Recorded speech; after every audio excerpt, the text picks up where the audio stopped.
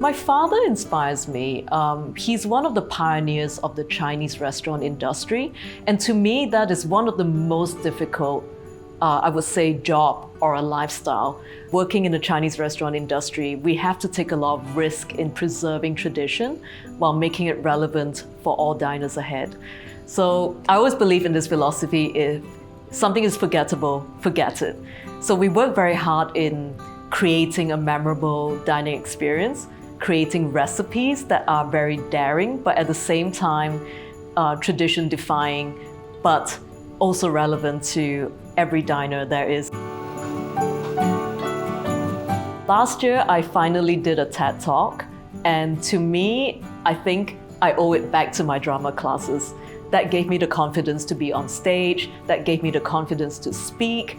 And then looking back, giving a TED Talk on food is one of my bucket list. So I achieved it. So I have to give credit to drama classes back in GIS.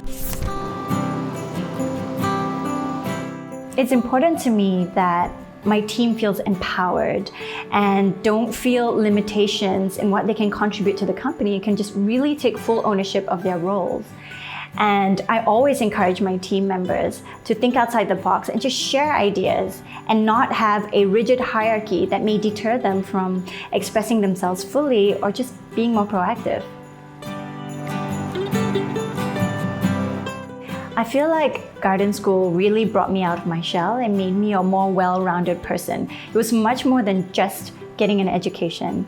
And I pursued activities and interests that I would have never thought about pursuing prior, like joining the cheerleading team, Interact Club, inter-school sporting championships, learning and performing the guitar, and so much more. I told myself if I were to ever start my own business again, I wanted to do something that has purpose. Bobble is a company that strives to provide safer and sustainable period products for all menstruators. How did I come to this name?